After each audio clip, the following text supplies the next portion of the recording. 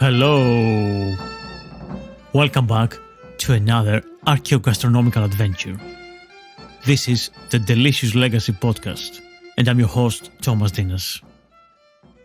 And I'm very excited about this episode, because we are going to a period of time that is widely misunderstood. We are going to try and cover 1,000 years of history in a whole continent. And yes, we're talking about the medieval period, and we're talking about the continent of Europe. Sure, it's not as vast as Asia or Africa, or perhaps if we concentrate on just the Western Europe, we miss a lot of other areas, a lot of other interesting and intriguing history with the Byzantine Empire and the Middle East and so on.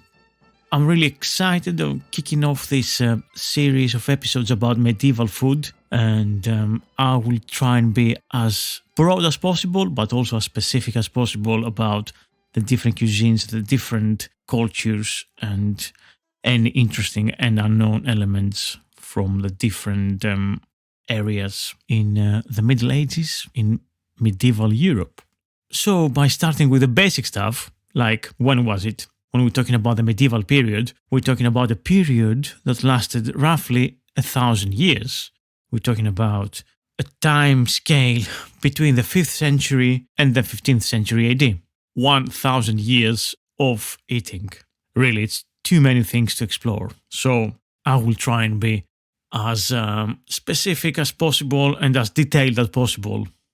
So wish me luck and come and join me into another archaeogastronomical adventure. And this is really exciting in a way because we're going to be exploring the cuisine of people before the arrival of new foods from the New World. So there's nothing about tomatoes, about corn, about peppers and chilies and turkeys and potatoes, squashes. None of these things existed in Europe back then. So we are before that great convergence of worlds. And this is really exciting because there's so many amazing foods that emerge with the connections, the trade between Africa, Asia, Middle East, Europe, Byzantine Empire, Northern Europe, Eastern Europe, and everything in between. We'll see how these things bring together a new, exciting culture. So before the arrival of new foods from the New World, there was still a remarkable variety of foodstuffs available to European citizens. Certainly not for everyone, not all the time, but many had access to both indigenous varieties of fruit and veg and meat. And crucially, also more exotic, let's use this word exotic, which I despise in many occasions. So many had access to this exotic from Asia and Africa to an extent, ingredients. And all these ingredients, of course, they were coming to Europe via the Arab merchants and their vast trade network. Spices and exotic fruits were in high demand from the ruling classes, of course, of Europe, across the continent. And yeah, they were coming in and they were flowing and they were influencing and changing constantly the way people cooked and what they ate and how they perceived their food. I think it's safe to say that the start of the medieval period is around the reign of Justinian I, the emperor of the Eastern Roman Empire, or what we know it now as the Byzantine Empire. When Leo I occupied the imperial throne of Byzantium, 3 young farmers of Illyrian origin, Symmachus, Detivistus and Justin, who came from Vederiana, determined to join the army. They covered the whole distance to Byzantium on foot, carrying on their own soldiers' cloaks in which, on their arrival, they had nothing but twice-baked bread that they had packed at home. This young farm boy Justin would eventually become the Emperor Justin I, father of the conqueror and lawgiver Justinian. And I think it's safe to say that the medieval time finishes around the time of the fall of Constantinople in 1453, and like perhaps with Columbus' trip to the New World, to Americas. So on those years, it's roughly somewhere between 1453 and 1492 is where and when we can define the medieval period as finishing. So we do roughly have about 1,000 years of history to cover. So yeah, when we're talking about European medieval cuisine, we do have a lot more to discover and to think about. The Byzantine Empire, on its core and in its essence, is or was the Roman Empire. And the Roman Empire is quintessentially Christian and European.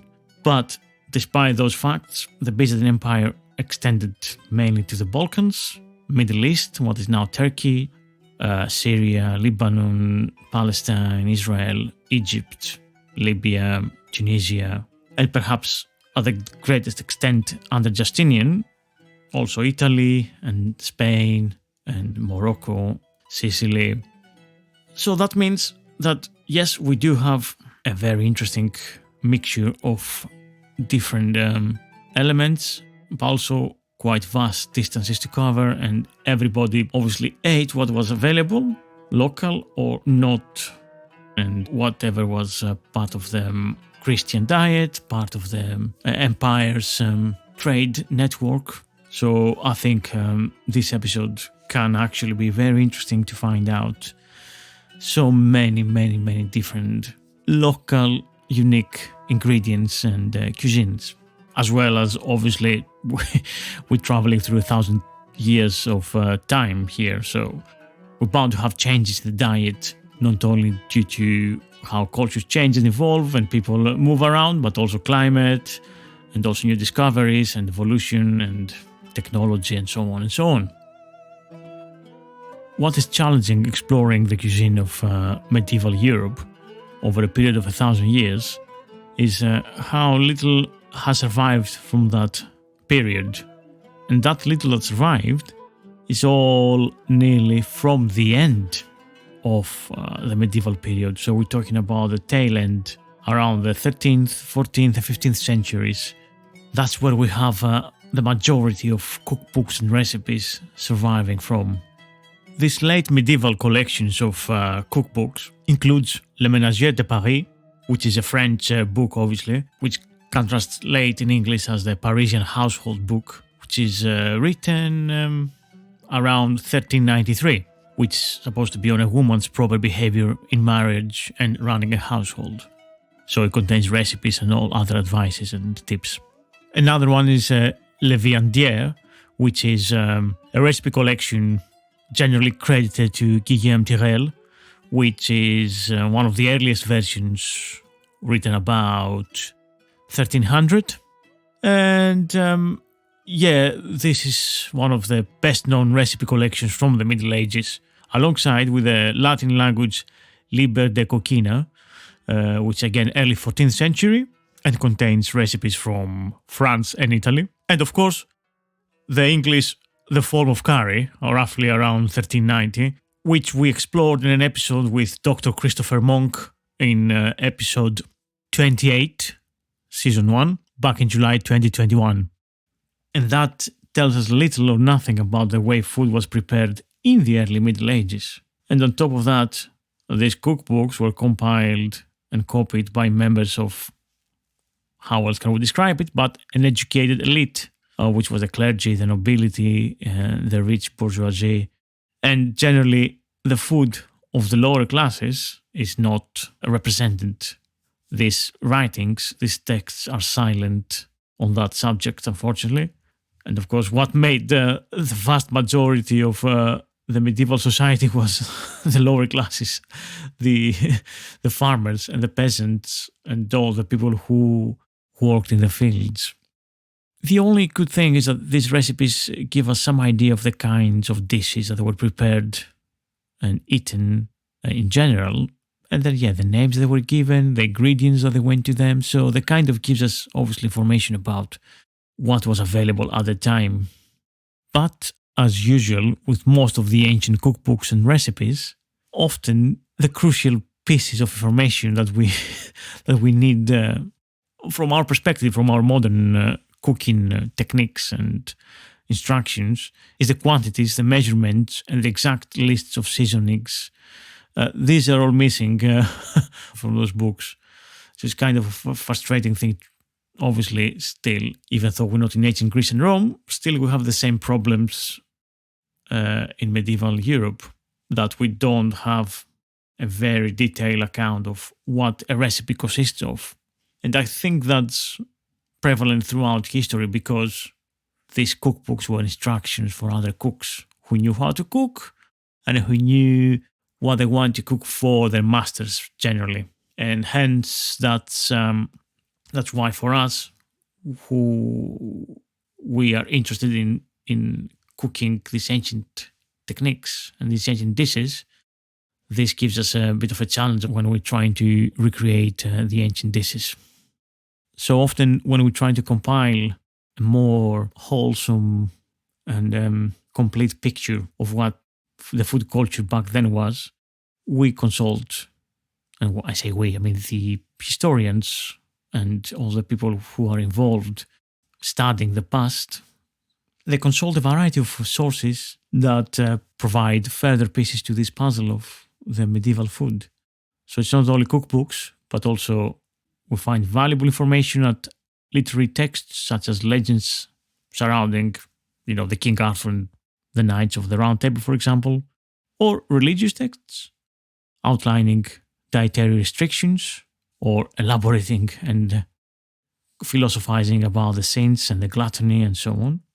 We also find clues on historical records like chronicles, household diaries, hospital or municipal accounts, but of course also legal texts that relate to food in some way or another. And on top, and quite importantly, on medical texts on nutrition, we find a lot of information about food and recipes and what people ate or what should be eating really.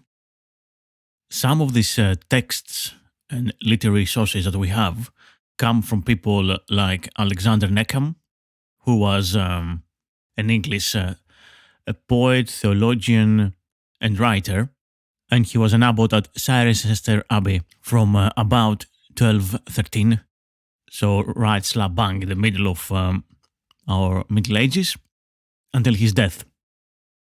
So in one of his writings and books, which was concerned with natural history, Neckham began describing the kitchen, in a sense, describing its large preparation table, the tripods, pestles and mortars, frying pans, eel spears, fish baskets, and leather vessels for wine.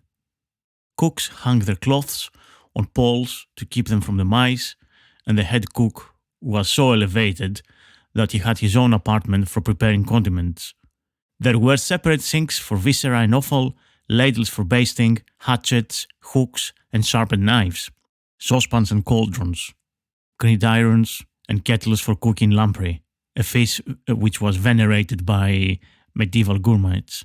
And Neckham takes us right into the warmth of a high-class kitchen in the 12th century, but he gives us more than a list of equipment, recommending cumin sauce for stewed ham, mentioning 3 kinds of sausage, andouilles, saucisses, and puddingues, and giving fine directions for roasting pork with a little salt to make its rind really crunchy.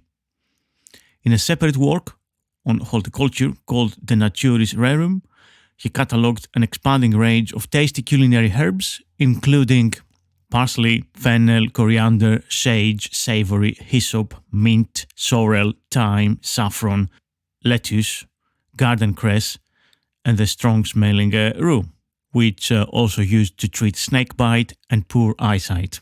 Another valuable resource for medieval food and generally eating and kitchen habits is Piers Plowman, which is a poem, a Middle English allegorical narrative poem written by William Langland. There we find some reference that the poor ate peas pudding, baked apples, ripe cherries, or the cooked shells of peas known as peacods. And in a drought, Piers lamented, "All I've got is a couple of fresh cheeses and a little curds and cream, an oat cake, and 2 loaves of beans and bran. I haven't a scrap of bacon, and I haven't a cook to fry you steak and onions.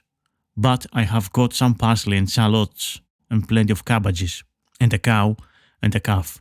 And with these few things we must live until Lammas, which is the 1st of August, when I hope to reap a harvest in my fields.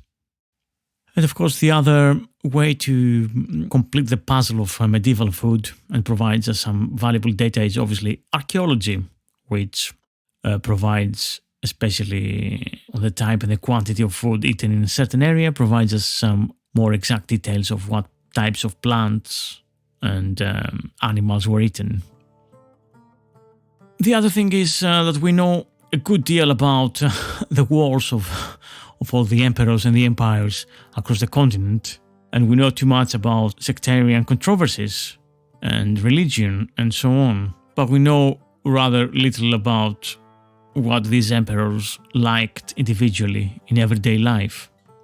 One of the scholars from the Byzantine Empire, Michael Psyllos, which he left us a dry and observant memoir called Chronographia. He gives us some information about one of the emperors under whom he lived. So Constantine VIII was very big in stature, over 8 feet tall, and fairly strong physique. His stomach was strong too, and his constitution was well able to deal with whatever he ate. He was a highly skilled mixer of sauces, seasoning his dishes with colors and flavors so as to arouse the appetite of all types of eaters. He was ruled by food and sex. His self-indulgence had brought on a disease of the joints. Both feet, in particular, were so bad that he could not walk, and ever since he became an emperor, no one who knew him to choose to go about on foot. Firm in his saddle, he would ride everywhere. So as far as we know, Constantine VIII was the only amateur chef in the whole list of Byzantine emperors over 1,000 years. But yeah, there are tantalizing evidence across the writings of the European chronicles about kings and emperors and the aristocracy and their food-related habits, as we will see here in this episode. I think I could pinpoint the start of the Middle Ages at the year 541 AD, when the Byzantine world is in the grips of the great plague of Justinian, which actually brings farming to a massive halt in Europe and causes famine in Europe, in Middle East, and in Asia in generally, and lasts about 70 years.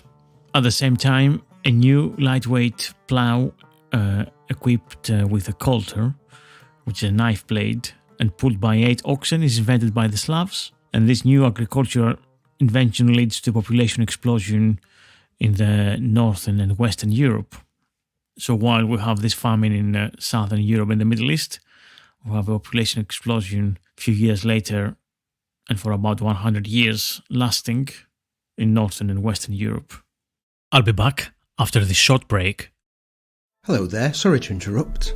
My name's Dr. Neil Buttery and I'm host of the British Food History Podcast, a podcast that you, as a fan of the delicious legacy, might be interested in. I explore British food and its history in all its glory, with interviews with special guests, recipes, reenactments, and tracking down forgotten recipes and hyper-regional specialities. Previous topics include medieval eels, 18th century dining, curry, London street food sellers, breakfast, and the good old Yorkshire pudding.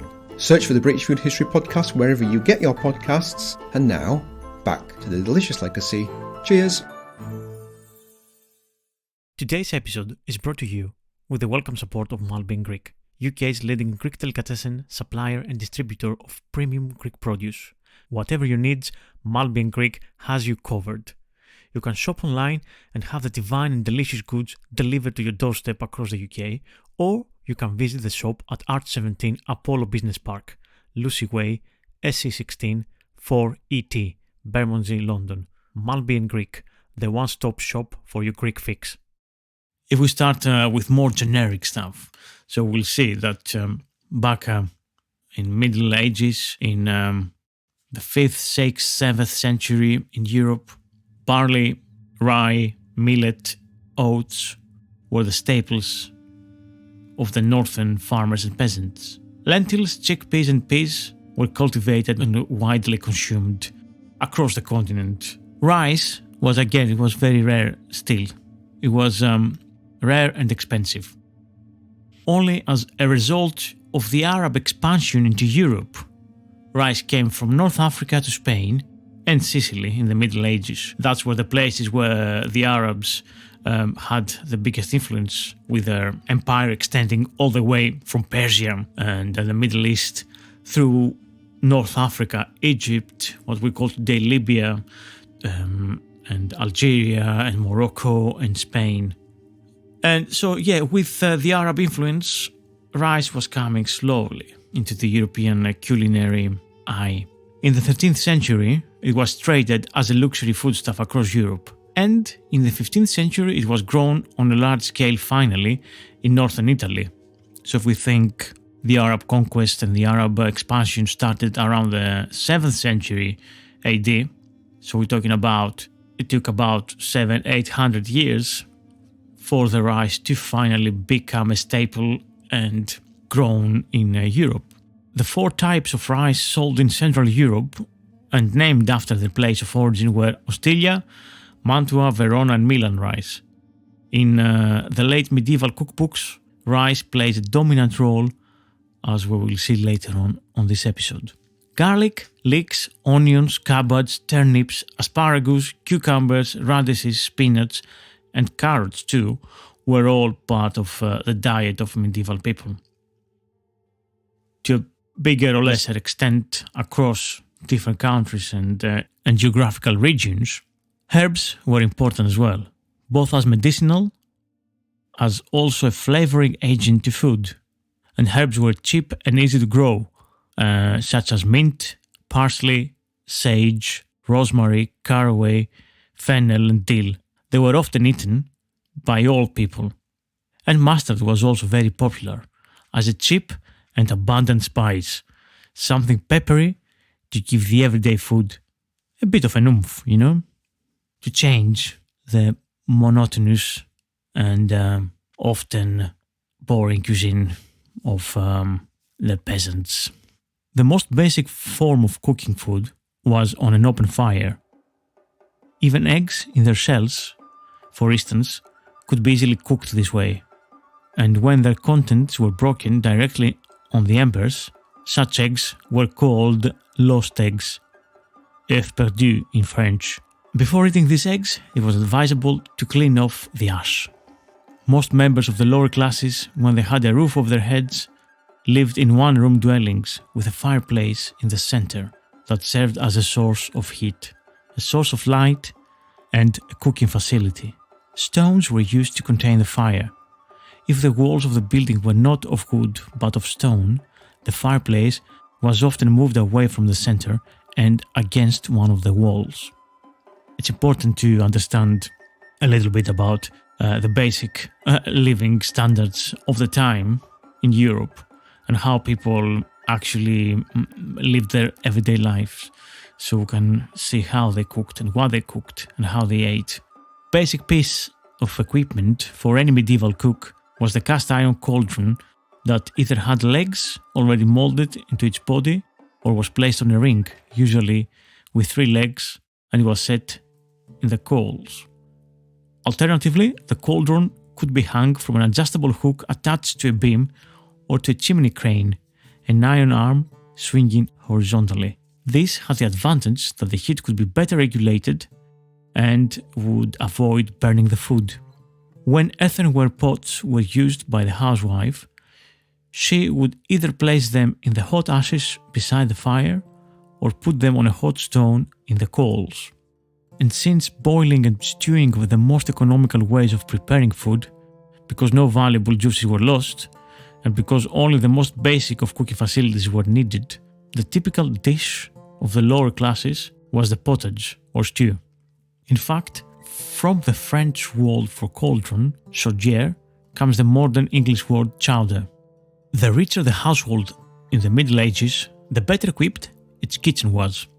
the more refined his cuisine, and the greater the likelihood that the food was not prepared by a lone housewife, but by one or more professional cooks with an army of helpers. Monasteries, manor houses, castles, and the house of a wealthy bourgeoisie were the places where cooks exercised their craft, if they did not run their own business.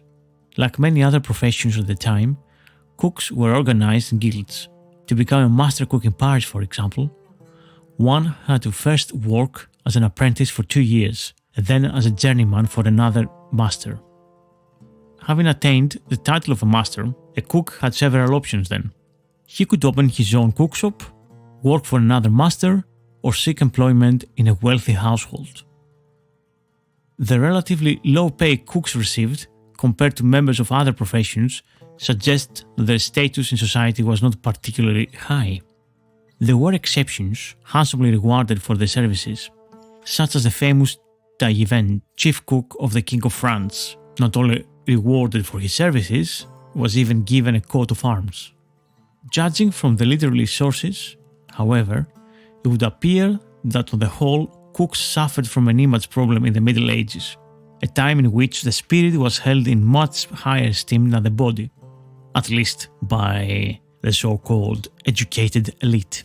Hence, the work of a scribe copying a religious text was regarded as vastly superior to that of a cook who catered to the needs of the flesh. Aside from the perceived lack of education, cooks and their staff were often looked down upon because the job was a messy and smelly one that made them reek of kitchen odors. Furthermore, they were accused of drinking on the job, of being hot-tempered and crotchety, and of possessing a rough sense of humor. Which, they're all things that you can accuse modern chefs as well, if one wants to be a bit facetious. But in their defense, it must be pointed out that the job was not always easy, obviously, and it still isn't for anyone who worked in the kitchens. They were besieged as they were by boarders, nibblers, and tasters who were not only of the humankind, but back in medieval times included dogs, cats, foxes, rats, mice, and flies, to name but a few. A little wonder then that cooks were known to use the trademark ladle with which they were usually depicted, not just to taste the food, but also to discipline and chase away the various interlopers. Which point brings me definitely to an interesting question. How did the cooks themselves view their profession? Do we have any written evidence or any other kind of evidence about that? What we have suggests that at least when it came to aristocratic cooks, they regarded their work as much more than just a craft. Master Chicard, chief cook of the Duke of Savoy, for instance, saw himself as an artist and a scientist. Entrusted with the health and well-being of their employers and families, not to speak of the many high-ranking guests that they had to feed in the course of the year, cooks worked closely with the court physicians, and even if cooks could not read Latin, they must have had some basic knowledge of the medieval theory of nutrition. And this is something we talked extensively in the past, the humoral theory and all that. Food was regarded as the primary means to keep the four humors in the human body in balance, and to rein in any excessive humor with a diet that was appropriate for the particular humoral imbalance, and that was dependent on the individual, and also if you're male, female, if you were working in the fields, if you were a child, if you were an aristocratic person, and so on. In addition to this scientific knowledge and mastery of the various cooking methods, a good cook was also expected to possess artistic talent. With the appearance playing such an important role in the medieval kitchen and dining experience, it was up to the cook to devise dishes in even more intricate shapes and colors, and to entertain the guests with illusion food that would make any modern magician proud. But even if this invention of memorable dishes was something like a crowning glory for a chef, and it was immortalized in books and so on, the truth is that most of the work of the cook and his kitchen staff that was performed day in and day out, it was rather unglamorous and tedious and tiring. and being in charge of supplies from firewood to foodstuffs and kitchenware, cooks usually had to report their expenses daily to their superiors, the kitchen clerks or the steward. For example, we have the house of the Duke of Burgundy, which employed 3 cooks, of whom one was the chief cook or master. Taking orders from the cooks were specialists and their helpers, among them a roaster, a potager, and a larderer, who was in charge of the larder where the food was stored. Given the real and perceived danger of poison in medieval times of the upper classes, the upper class households, the office of the cook was one of trust. In the absence of the cook was to be replaced by a roaster, and then the potager was next in line. Other specialists at court who did not perform the tasks directly in the kitchen, but whose work was nevertheless essential for the preparation of a meal, were the saucers and their helpers, who supplied the standard sauces and made sure that enough salt, vinegar, and verjuice, the sour juice of unripe grapes, was always in store. And then you had the fruiterers, whose responsibilities extended to candles and tapers as well. Working either from within or outside of noble households were the bakers, pastry cooks, wayfarers and confectioners, butchers and poulterers. The general rule in wealthy households was, however, to process foodstuffs as much as possible in-house, since buying dishes prepared from outside the castle walls carried the danger of serving food made from inferior, tainted, or outright poisonous ingredients. To make the most of the fire for cooking took a lot of skill, and medieval cooks were true masters in exploiting the heat for a variety of tasks simultaneously. Anyone who cooked on charcoal on a barbecue would understand that challenge, let alone in medieval times cooking on firewood inside and massive fires and so on. So big cooking pots were hung above the fire on adjustable hooks that, when attached to swinging chimney cranes, allowed for heat regulation by moving the pot vertically and horizontally to or from the fire. The burning logs were placed in andirons under the pot, and if necessary, could be removed to reduce the heat. Sometimes small metal baskets were attached to the upright posts of andirons. These, filled with hot coals, they were an extra heat source for a pan or a pot placed over them. Bigger pots and cauldrons would be placed on tripods, or the somewhat lower trivets set over or in the coals. To make fritters, pots with cooking oil were placed directly in the coals. For roasting meat and fish, or for toasting bread, spits and grills were used, that they were either made of wrought iron or of wood. Varying in length and thickness depending on the size and weight of the food to be roasted, ranging from a small bear to a whole ox, spits were placed either right over the fire or to the side, often resting on the andirons or on a similar contraption, and turned by one of the scallions. So as not to be directly exposed to the heat of the fire, these spit turners would frequently do their work behind metal shields. To catch the juices and basting liquids dripping from the roasts, a special pan, called lèche frite in French, was put under the spit. This pan was also used for gently heating delicate foods. Frying pans came in various depths and sizes, and looked quite similar to the frying pans we still use today. When frying food, cooks held them directly over the fire or placed them on a tripod above the fire. When we come to talk and think about medieval food, a lot of it has to do with pies and pastry. And the medieval pie crust was an interesting and perhaps a little bit odd culinary invention in a way. To make pastry strong enough to withstand the filling, hot water was used to turn the gluten in the rye flour into an elastic grey putty that could stay upright on its own. So this is the start of making inedible pie crusts. We also had edible pie crusts, as we'll see in a little bit. So the pastry, or paste, as it was known, was raised up by hand, either by using a wooden plug or by punching a fist into a ball of dough and pulling up the sides rather like a crude pot. Except that it was not crude, it was rather skillful and above all practical. Once the pies with their contents were cooked, the gravy would be drained out and clarified butter poured in through a pipe or funnel in the top. This sealed the meat from the air and kept it fresh in the larder for weeks, or perhaps in some cases even months. It might then be reheated, and just before it was served, a fresh hot gravy or a sweet, spiced and sometimes ale-spiked coddle of eggs could be added. At the table, the crust would be broken open and the contents spooned out as the steam rose. The tough, inedible pastry was either discarded or kept in the kitchen as a thickener for potages. The largest of the ovens in the pastry house at Hampton Court was more than 12 feet wide. Raised pies were important, highly decorated centerpieces at feasts, as well as practical homely fare. They were in a sense containers filled with a mixture of various meats, fruits and spices. Curiously, there are no real recipes for early pastry. Perhaps like bread, it was extremely widely understood and practiced, and that the process was taken for granted.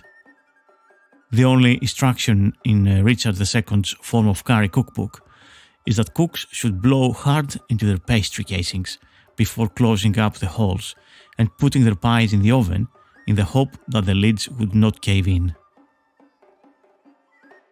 We find pies and torts, which are pies with edible crust, in recipe collections from across Europe. The foodstuffs enclosed in pastry could be manifold, from meat, cheese and vegetables to fruits and nuts. These pies often reflected local preferences, but some managed to rise to international stardom, as was the case with the Parma pie, a truly luxurious dish which was no doubt the crowning of many medieval banquets. It was an unusually tall pie, filled with layers upon layers of meat and fowl. On fast days, these layers would consist of fish and eel, fruits, nuts, herbs and spices. And so this is the midday version of the Parma pie, contained in the Viandière of Taillevent.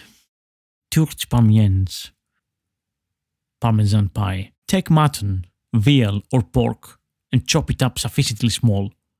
Then boil poultry and quarter it, and the other meat must be cooked before being chopped up.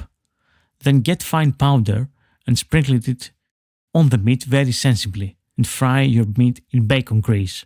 Then get large open pastry shells, which should have higher sides than usual and should be of the size of small plates, and shape them with crenellations, which are square saw-tooth indentations at the top. They should be of a strong dough in order to hold the meat. If you wish, you can mix pine nut paste and currants among the meat, with granulated sugar on top. Into each pastry, put 3 or 4 chicken quarters in which to plant the banners of France and of the lords who will be present, and glaze them with moistened saffron to give them a better appearance. For anyone who does not want to go to such expense for poultry, all he has to do is make flat pieces of pork or mutton, either roasted or boiled. When the pies are filled with their meat, the meat on top should be glazed with a little beaten egg, both yolks and whites, so that this meat will hold together solidly enough to set the banners in. And you should have gold leaf or silver leaf or tin leaf to glaze the pies before setting the banners in them. Much more modest than the Parma pie, but nevertheless found in many medieval cookbooks from across Europe, was the mortarolum, named after the mortar in which the main ingredient, ground meat, was turned into a paste. It appears, for instance, as morterol in Catalan, morterell in French, mortereuse in English, and mortorel in Dutch. A 15th century English manuscript contains an example of this recipe. For the mortrel de la char, or mortrius of meat, chicken meat and pork are cooked together, then taken out of the pot and the bones removed. The meat is to be chopped small, ground well, and returned to the broth. Fine wine bread is added, as well as saffron to give it color. When it is boiled, the dish is taken off the fire, mixed with egg yolks, and sprinkled with spice powder. In medieval Europe, contrary to the cuisine that came up later, in later centuries, 18th, 19th century and so on, those who could afford to do so would generously season their stews with saffron, with cinnamon, with cloves, and with ginger. Also, sugar was rare and a ubiquitous spice and used in savory dishes. Haute European cuisine, till the end of the Tudor era, really, in England, was defined by its use of complex and contrasting flavors, which is something that it's obviously very prevalent in Indian cuisine, for example, as it's today, but also back then too. Indian cuisine was so exquisite and in bringing elements together from lots of different ingredients with flavors and molecules that they don't overlap. So you have all these different contrasting things happening. And in fact, it seems like European cuisine was part of that trend up until the mid 16th century, as we will see some examples in the next one. And this is it.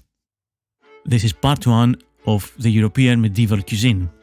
Next week, we'll see in a lot more detail the medieval cuisine of England after the Norman conquest, and we'll definitely talk about medieval Arab recipes from Spain, from the Moors, and we'll check the medieval Italian cuisine as well. Thanks for listening. I've been Thomas Dinas, and this was the Delicious Legacy Podcast.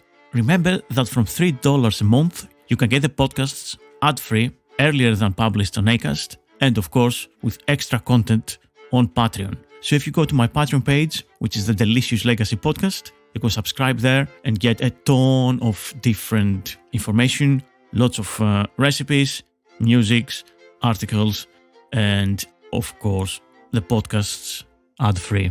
Join me next week for another adventure in medieval Europe. Have a lovely Easter.